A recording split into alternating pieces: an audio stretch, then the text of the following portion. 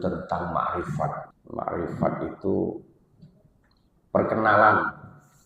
Kalau kita mengenalkan diri kepada Allah itu tidak wajar, karena memang Allah itu sudah tahu, maha tahu kepada kita. Tanpa kita mengenalkan pun Allah itu tahu. Tapi ilmu ma'rifat ini sebaliknya. Allah itu memperkenalkan dirinya kepada diri kita. Artinya apa? Banyak manusia yang hidup tapi dia tak kenal siapa pencipta. Banyak orang yang alim, yang kiai, yang habib, yang apapun, Allah tak memperkenalkan dirinya kepada dia. Sehingga apapun posisi dia, setinggi apapun pangkat derajatnya, itu nyerong. Kenapa? Karena Allah tidak memperkenalkan dirinya kepada makhluknya itu. Maka dia tidak akan mempunyai satu komitmen yang dikatakan ihsan. Al-ihsan. Anta'budullah, beribadahlah engkau kepada Allah seakan-akan engkau itu melihat Allah. Itu hanya di mulut, tidak bisa masuk ke dalam hati. Berikhtiar seorang hamba itu agar bisa mengamalkan anta'budullah ka'annaka tarahu. Beribadahlah kalian seakan-akan kalian itu memandang Allah. Itu berusaha dari zaman dulu sampai sekarang. Sampailah ada yang namanya torikot, sampailah ada yang namanya guru mursyid.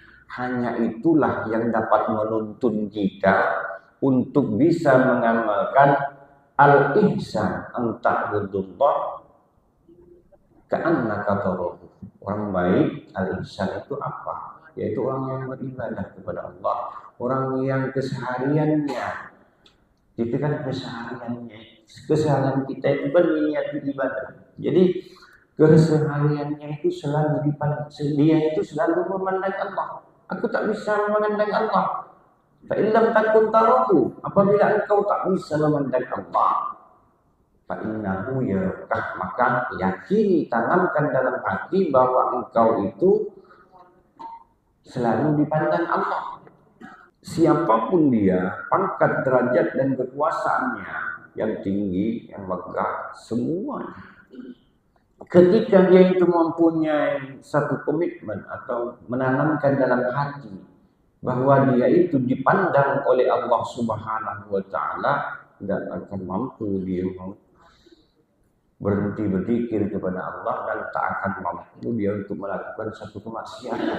Di dalam kamar berlapis-lapis baja pun dia itu tak akan bisa melakukan sesuatu yang dimurkai oleh Allah. Zina, mabuk, di dalam hotel megah bagaimanapun, aman apapun, karena dia itu sudah merasa bahwa dirinya itu dipandang oleh Allah Subhanahu wa Ta'ala. Dia tidak mampu memandang Allah.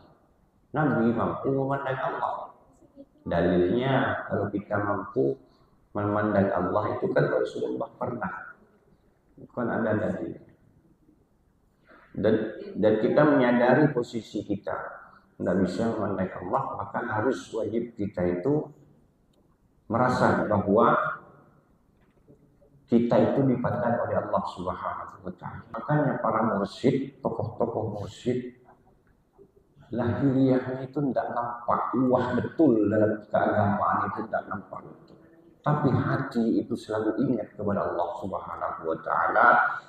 Dia itu berpegangan pada satu hadis, yaitu al-ihsan, orang baik, ta'budullah, yaitu engkau ibadah kepada Allah ka'annaka tarahu, seakan-akan memandang Allah. Tidak mungkin kita berjalan memandang Allah. Maka bagaimana? Fa illam takun tarahu, kalau tak bisa memandang Allah, maka ka'annaka tarahu, maka seakan-akan kita itu hidup di dunia ini dipandang oleh Allah. Nah, untuk mencapai tingkat ini itu sangat tidak mudah. Ada yang bertapu di gunung, bertapu sana sini. Tidak ada. Yang pada akhirnya ada yang gila juga. Banyak yang gila. Bagaimana saya ini supaya hidup ini selalu merasa dilihat oleh Allah Subhanahu wa taala. Coba kita lihat pas hari libur dalam keseharian. Nah, merasa kalau kita itu dipandang Allah Subhanahu wa taala itu total full drastis kehidupan kita, tingkah laku, pembicaraan semuanya akan berubah totalitas. Kalau para guru mursyid thariqah itu yang dikedepankan itu hati, karena hati itu pengaruhnya jauh lebih besar dari apapun. Jadi di dalam kitab hikam ini, hikmah yang ke-9 ini menjelaskan tentang kemakrifan. Idza fatahah, nalikane buka sapa Allahu Allah lakan maring sira wijhatan ing sak wajah minat ta'arrufi nyatane wajah minat ta'arrufi saking makrifat. Fala tubali ma'aha, moko ojo peduli sapa sira ma'aha ing dalem sertane wajah. Angkunlah opo nyento sedidik opo amaluka amale sira. Fa innahu muqasa temani Allah Subhanahu wa taala iku ma fatahaka, iku orang buka sapa si Allah Subhanahu wa taala laka maring sira illa wa huwa angin utawi Allah yuridu iku ngarsani sapa si Allah ayyata'arrafa nyento memperkenalkan sapa si Allah ilaika maring sira. Alam ta'lam apa toh ora weruh sapa sira anna ta'arrufa sak temene kemakrifatan perkenalan Allah kepada kita huwa muriduhu alaika, iku muriduhu kehendak keinginan Allah alaika ing atase sira. Wal a'mal utawi piro-piro amal antah muhdiyan iku hadiah ilahi maring Allah Subhanahu wa taala. Wa aina dan iku endi-endine ma utawi barang takdi kang awe hadiah sapa sira ing ma ilaihi maring Allah Subhanahu wa taala mimma, yaitu saking perkara huwa utawi ma muriduhu iku karsane Allah alaikat maring sira. Idza fatahana kawijhatan min at-ta'arruf, apabila Allah telah membukakan pintu kemakrifatan, bagaimana keadaan kita, rasanya kita, kehidupan kita ketika Allah telah membukakan pintu kemakrifatan itu seperti apa? Ka'an arafa bi tariqid annallaha ta'ala hadirun ma'ahu. Orang itu merasa dalam kesepian, maksudnya di dalam hati kecil itu dia itu merasa bahwa Allah itu hadirun, selalu ada. Meskipun dalam sholat kita itu merasa hadir bahwa Allah itu ada, sehingga tangan yang bergerak itu takut, sehingga mau oleh kiri kanan takut, sehingga sholat itu inginnya itu lama-lama, jadi tidak pengen cepat-cepat. Ketika rasa itu sudah ada, maka itulah ciri khas orang yang Allah itu sudah memperkenalkan dirinya kepada orang tersebut. Ketika kita melakukan satu kemaksiatan atau akan melakukan kemaksiatan, tidak jadi. Allah itu di mana-mana memandang kita.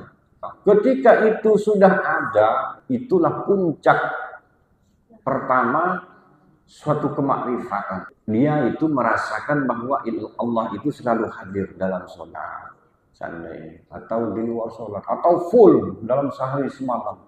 Dia merasa bahwa Allah itu hadir terus di hadapan. Merasa takut, gemetar.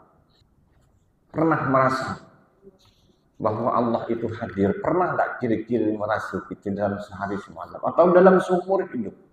Pernah? Pernah kan?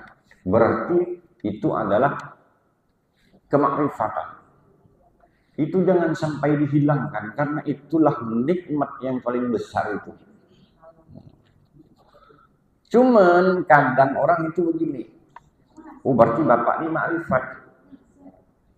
Kemudian dia itu pasti merasakan, nggak mungkin lah aku bener ibadah macam begini, masa mau ilmu makrifat. Makrifat itu orang yang alim, yang... Kemudian apa kata musannif, pengarang kitab Imam Athaillah, fala tubali ma'ah, maka janganlah kalian itu merasa atau peduli kepada amal yang telah kita lakukan, angkollah bahwa kita amal saya ini sedikit, nggak mungkinlah saya makrifat kepada Allah Subhanahu wa Ta'ala. Kalau si A bolehlah karena dia orang mubalik, karena dia ustaz, karena kiai, karena turunan kiai, karena apa. Orang itu kan ada yang mempunyai perasaan demikian. Bahkan setiap apa yang ia lakukan itulah perbuatan Allah. Solat dia tidak merasa bahwa dirinya itu solat, tapi yang berzikir itu zikirnya Allah. Dengan catatan bahwa Allah itu baik, hanya memerintahkan yang baik dan melarang apa yang tidak baik. Jangan dikatakan saya berzina itu perbuatan Tuhan. Wah, kacau itu. Karena kita diciptakan bukan untuk berzina, bukan untuk mencuri kan begitu. Kemakrifatan ini kehendak Tuhan, tidak bisa direncanakan. Mau berwirid seumur hidup tidak pernah putus megang tasbih pun kalau Allah sudah tidak berkehendak, tidak mau memperkenalkan Allah itu kepada makhluknya, tidak makan terbuka hati orang itu. Banyak kan buktinya. Titel, jambatan, kiai, apa segala macam. Karena Allah itu tidak memperkenalkan dirinya kepada orang tersebut.